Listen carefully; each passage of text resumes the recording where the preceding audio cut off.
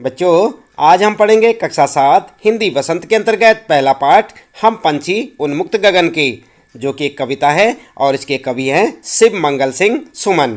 हम आपको बताएंगे इस कविता का सारांश, भावार्थ और साथ ही साथ कविता पाठ से संबंधित प्रश्नों के उत्तर भी। तो आप लगातार इसी प्रकार जुड़े रहें हमारे साथ और देखते रहें वीडियो। यदि अभी तक आपने चैनल को सब्सक्राइब नहीं किया तो चैनल को भी सब्सक्राइब अवश्य कर दें, बेल आइकन भी दबा दें ताकि आपको आने वाली प्रत्येक पाठ की वीडियो की नोटिफिकेशन मिलती रहे। तो चलिए सबसे पहले पढ़ लेते हैं कविता हम पंछी उन्मुक्त गगन के, और साथ ही साथ आप ध्यान दें हम आपको बता रहे हैं इस कविता का भावार्थ भी। हम पंछी उन्मुक्त गगन के, पिंजरबद्ध न गा पाएंगे, कनक तीलियों से टकराकर पुलकित पंख टूट जाएंगे। यहाँ पर कवि कहते हैं कि जो पंछी होते हैं वो क्या चाहते हैं, वो कहते हैं हम पंछी उन्मुक्त गगन के, यानी कि जो हम पक्षी हैं किसके हैं, खुले आसमान के। उन्मुक्त गगन का मतलब होता है खुला आसमान। पिंजर बंद न गा पाएंगे, हम पिंजरे में बंद रहकर गा नहीं पाएंगे। कनक तीलियों से टकराकर, कनक का मतलब होता है सोना, और जो पिंजरे की जो तीलियां होती हैं, आपने देखा होगा पिंजरा, उसकी तीलियां चाहे सोने की बनी हुई हो, उससे क्या होगा, पुलकित पंख टूट जाएंगे। जो हमारे खुशनुमा पंख हैं, सुंदर जो हमारे पंख हैं, वे उसकी तीलियों से टकराकर टूट जाएंगे। हम बहता जल पीने वाले मर जाएंगे भूखे प्यासे। पक्षियाँ कहते हैं कि हम जो है क्या हैं, बहता जल पीने वाले हैं। नदियों नालों में आपने देखा होगा और तालाबों में चिड़िया जो है क्या करती है, जल पीती है। तो चिड़िया यहाँ पर कहती है कि हम जो है बहता हुआ जल पीने वाले हैं, मर जाएंगे भूखे प्यासे। कहीं भली है कटुक निबोरी, कटुक का मतलब होता है कड़वी, कटुक का मतलब कड़वी, निबोरी मतलब नीम का फल। हमें जो है कड़वी निबोली ही पसंद है, कनक कटोरी की मैदा से। सोने की कटोरी में यदि हमें पिंजरे में मैदा यानी आटा भी दिया जाए, कोई खाने की वस्तु दी जाए, उससे बढ़िया हमें क्या लगती है, स्वतंत्रता से मिली हुई कनक कटुक निबोली यानी कि कड़वी निबोली। स्वर्ण श्रृंखला के बंधन में अपनी गति उड़ान सब भूले। स्वर्ण श्रृंखला के बंधन किसे कहते हैं, पिंजरा जो होता है स्वर्ण श्रृंखला, एक तीली के बाद एक तीली और लगी होती है। इस प्रकार से पूरा जो है पिंजरा किससे बना होता है, तीलियों से बना होता है। तो यहाँ पर जो है उसी पिंजरे की बात की जा रही है कि स्वर्ण श्रृंखला के बंधन से अपनी गति उड़ान सा भूले। यदि हम जो है पिंजरे में बंद रहेंगे, स्वर्ण श्रृंखलाओं के बंधन में बंद रहेंगे, तो क्या होगा, अपनी गति और उड़ान सब भूल जाएंगे। बस सपनों में देख रहे हैं और केवल सपनों में देखेंगे क्या, तरु की फुनगी। जो पेड़ होता है, तरु का मतलब पेड़, और पेड़ पर जब नई नई कोपलें निकलती हैं उन्हें क्या कहते हैं, फुनगी। तो पेड़ों पर नई नई जो कोपलें निकलती हैं उनको और पेड़ों पर लगे हुए झूलों को, यानी कि जब पेड़ पर पक्षी बैठते हैं तो पेड़ जब हवा चलती है तो इधर उधर हिलते हैं ना, तो उसे क्या कहते हैं, पेड़ों का झूला। तो ये केवल हम सपनों में ही देख पाएंगे। ऐसे थे अरमान की उड़ते नीले नभ की सीमा पाने। पक्षी कहते हैं कि हमारे अरमान, हमारी इच्छाएं क्या हैं, नीले नभ की सीमा पाने।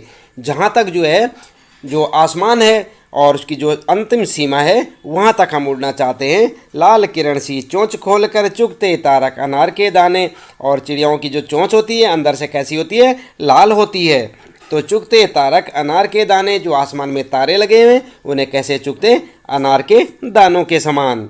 होती सीमाहीन क्षितिज से। क्षितिज किसे बोलते हैं बच्चों, क्षितिज बोलते हैं जहाँ पर आप देखते हैं अपने घर से दूर जाके कहीं आपको दिखाई देता है जैसे कि धरती और आसमान मिल रहा हो, तो ऐसे क्षेत्र को कहते हैं क्षितिज, जहाँ पर आपको धरती और आसमान मिलता हुआ नजर आता है।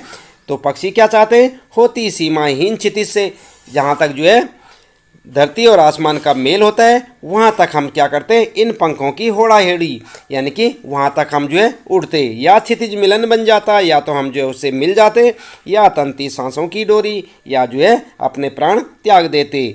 नीड़ न दो चाहे टहनी का, कि नीड़ का मतलब होता है घोंसला, चाहे तो हमें टहनी पर घोंसला मत बनाने दो। आश्रय छिन्न भिन्न कर डालो, चाहे जहाँ पर हम रहते हैं हमारा निवास स्थान या आश्रय को तोड़ डालो, लेकिन पंख दिए हैं तो आकुल उड़ान में विघ्न न डालो। लेकिन ईश्वर ने या कुदरत ने हमें जो पंख दिए हैं तो उन्हें उड़ने दो, हमें पंखों के साथ उड़ने दो। आकुल उड़ान यानी कि जो हमारी उड़ान करने की जो इच्छा है, बहुत तीव्र इच्छा है, उसमें विघ्न मत डालो। यानी कि कुल मिलाकर पक्षी कहते हैं कि हमें पिंजरे में बंद मत रखो।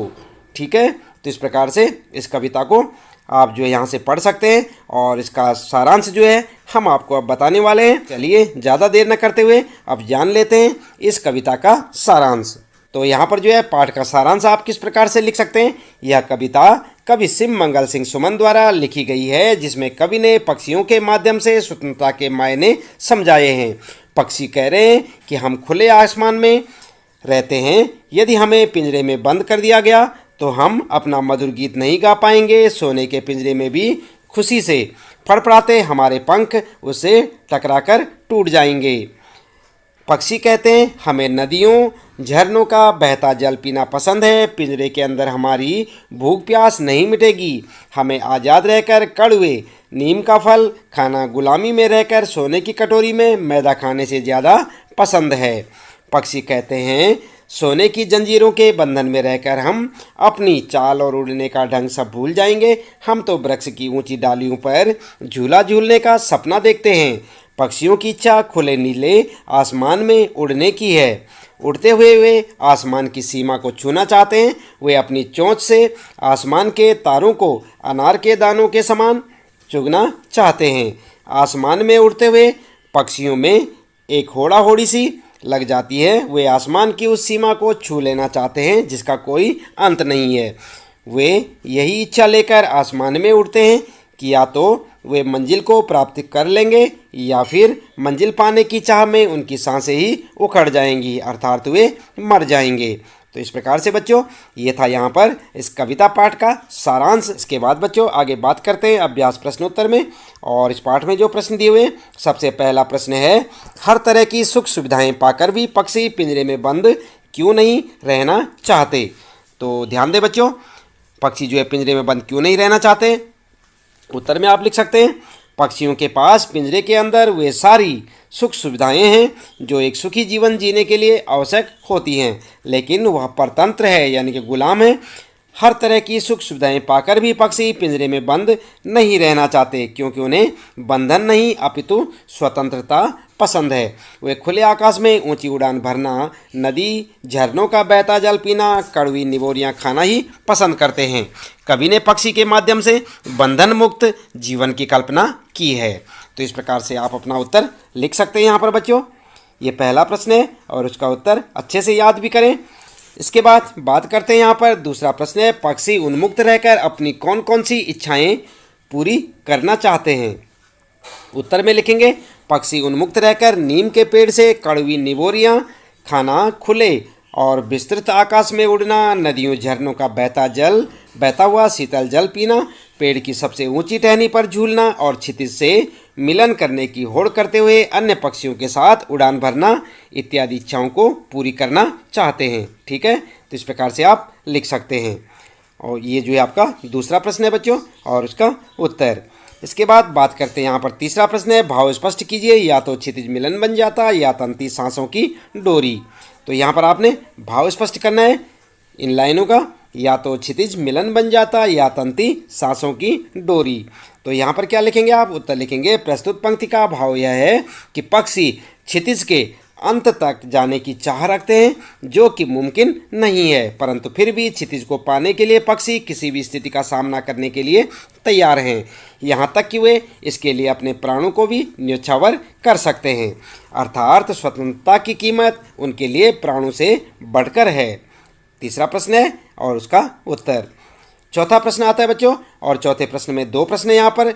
4.1 यानी कि चौथे का पहला, बहुत से लोग पक्षी पालते हैं, पक्षियों को पालना उचित है अथवा नहीं। अपना विचार लिखिए, अपने विचार आप यहाँ पर लिखेंगे। उत्तर में लिख सकते हैं मेरे अनुसार पक्षियों को पालना बिल्कुल भी उचित नहीं है, क्योंकि ईश्वर ने उन्हें उड़ने के लिए पंख दिए हैं, इसलिए उन्हें बंधन में रखना सर्वथा अनुचित है। अपनी इच्छा से ऊंची दूर तक उड़ान भरना, पेड़ों पर घोंसले बनाकर रहना, नदी झरनों का जल पीना, फल फूल खाना ही उनकी स्वाभाविक प्रवृत्ति है। आप किसी को भी कितना ही सुखी रखने का प्रयास करें, परंतु उसके स्वाभाविक परिवेश से अलग करना अनुचित ही माना जाएगा। आज़ादी अनमोल है, सैकड़ों स्वर्णिम मुद्राएं देकर भी उसे खरीदा नहीं जा सकता। तो इस प्रकार से आप लिख सकते हैं। आप अपने हिसाब से भी लिख सकते हैं बच्चों, ये तो मैंने अपने विचार से आपको बताया कि इस प्रकार से आप लिख सकते हैं।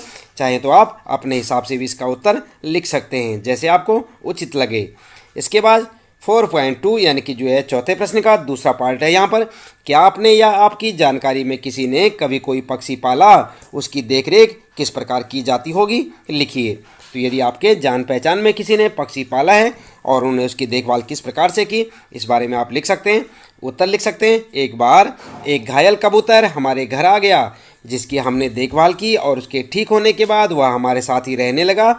सब घर वालों के लिए वह कौतूहल का विषय बन गया था। हम सब घर वाले एक नन्हे बच्चे की तरह उसकी देखभाल करते थे। उसे रोज़ नहलाया जाता, उसके खाने पीने का बराबर ख्याल रखा जाता, लेकिन हमने उसे पिंजरे में नहीं रखा, बल्कि वह अपनी इच्छानुसार पूरे घर में उड़ता फिरता था। इस प्रकार से हम अपने पक्षी का पूरा ख्याल रखते थे। देख रहे हैं ना आप किस प्रकार से रखा गया पक्षी का ख्याल, तो आप भी अपने हिसाब से लिख सकते हैं। उसके बाद 5वां प्रश्न है, पक्षियों को पिंजरे में बंद करने से केवल उनकी आज़ादी का हनन ही नहीं होता, अपितु पर्यावरण भी प्रभावित होता है। इस विषय पर 10 पंक्तियों में अपने विचार लिखिए। तो यहाँ पर आपने 10 पंक्तियाँ लिखनी है। उत्तर में आप लिख सकते हैं, पक्षियों को पिंजरे में बंद करने से सबसे बड़ी समस्या पर्यावरण में आहार श्रृंखला असंतुलित हो जाएगी। जैसे घास को छोटे कीट खाते हैं तो उन कीटों को पक्षी खाते हैं। आपको मालूम है ना, यदि पक्षी न रहें तो इन कीटों की संख्या में वृद्धि हो जाएगी, जो हमारी फसलों के लिए उचित नहीं है। इस कारण पर्यावरण असंतुलित हो जाएगा। पक्षी जब फलों का सेवन करते हैं तब बीजों को यहाँ वहाँ गिरा देते हैं, जिसके फलस्वरूप नए नए पौधे पनपते हैं। कुछ पक्षी हमारी फैलाई गंदगी को खाते हैं, जिससे पर्यावरण साफ रहता है। यदि वे पक्षी नहीं रहेंगे तो पर्यावरण दूषित हो जाएगा और मानव कई बीमारियों से ग्रस्त हो जाएगा। अतः जिस प्रकार पर्यावरण जरूरी है उसी प्रकार पक्षी भी जरूरी है। दोनों एक दूसरे के पूरक हैं, एक के बिना दूसरे की कल्पना नहीं की जा सकती। तो आई बात समझ में? तो इस प्रकार से आप अपना उत्तर लिख सकते हैं। यहाँ पर 5वां प्रश्न है और यहाँ पर उत्तर आप देख सकते हैं और ठीक इसी प्रकार लिखें, इसे अच्छे से समझें, याद भी करें। आगे आते हैं बच्चों प्रश्न, भाषा की बात के प्रश्न हैं और भाषा की बात में पहला प्रश्न आपके लिए यहाँ पर 6ठा प्रश्न, स्वर्ण श्रृंखला और लाल किरण। आप देख रहे हैं स्वर्ण के नीचे एक लाइन लगी हुई है, अंडरलाइन किया हुआ है, और लाल के नीचे भी अंडरलाइन किया हुआ है यहाँ पर। तो यहाँ पर स्वर्ण श्रृंखला और लाल किरण सी में रेखांकित शब्द गुणवाचक विशेषण है। कविता से ढूंढकर इस प्रकार के 3 और उदाहरण लिखिए। तो आप लिख सकते हैं उत्तर में, कविता से ढूंढ के, पुलकित पंख, कटुक निबोरी और कनक कटोरी। तो ये आपका उत्तर हो जाएगा। अगला प्रश्न है बच्चों 7वां प्रश्न है, भूखे प्यासे में द्वंद्व समास है। यहाँ पर देख रहे हैं ना आप, ये द्वंद्व समास का उदाहरण है, भूखे प्यासे, और इनके बीच में जो चिन्ह लगा हुआ है इसे कहते हैं सामासिक चिन्ह। तो प्रश्न को फिर से पढ़ें, भूखे प्यासे में द्वंद्व समास है, इन दोनों शब्दों के बीच लगे चिन्ह को सामासिक चिन्ह, ये देख रहे हैं ना आप, इस प्रकार का लगा हुआ है, डैश लगा हुआ है, कहते हैं। इस चिन्ह से और का संकेत मिलता है। तो इस चिन्ह का मतलब क्या होता है? और। ध्यान दें, ये जो यहाँ पर जो है एक चिन्ह लगा हुआ है इसे कहते हैं सामासिक चिन्ह और इसका मतलब होता है और। इसी प्रकार इस चिन्ह से और का संकेत मिलता है, जैसे भूखे प्यासे, भूखे और प्यासे, और भूख और प्यास। आप समझ सकते हैं इसे, इसका मतलब क्या हुआ? भूख और प्यास। इस प्रकार के 10 अन्य उदाहरण खोजकर लिखिए और आप लिख सकते हैं अमीर गरीब। आप लिख सकते हैं उत्तर में अमीर गरीब, इसका मतलब क्या होगा?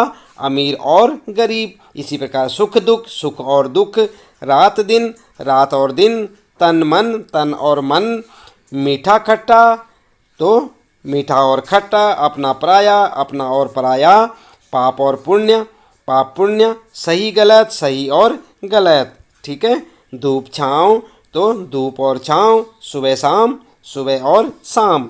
तो इस प्रकार से यहाँ पर जो आपको जो है उत्तर लिखना आपने, इस जो चिन्ह को आप देख रहे हैं इस चिन्ह का मतलब क्या होता है? और। इसे क्या कहते हैं? सामासिक चिन्ह। और एक किसका उदाहरण है? द्वंद्व समास का। ठीक है, तो समास के बारे में बच्चों और अधिक आपको यदि जानकारी लेनी हो तो आप जो है डिस्क्रिप्शन बॉक्स में जाएं, वहां पर आपको समास से संबंधित एक वीडियो देखने को मिलेगी, उसे आप क्लिक करें और समास के बारे में अच्छी सी जानकारी लें कि समास कौन कौन से होते हैं और किस प्रकार से आप द्वंद्व समास की पहचान कर सकते हैं। तो इसके साथ ही बच्चों इस पाठ से संबंधित प्रश्नों के उत्तर यहाँ पर समाप्त होते हैं। उम्मीद है कि आपको अच्छे से समझ आए होंगे। इसी प्रकार सभी पाठों के प्रश्नोत्तर जानने के लिए आप लगातार जुड़े रहें हमारे साथ और देखते रहे अपने सारे पाठों के प्रश्नोत्तर।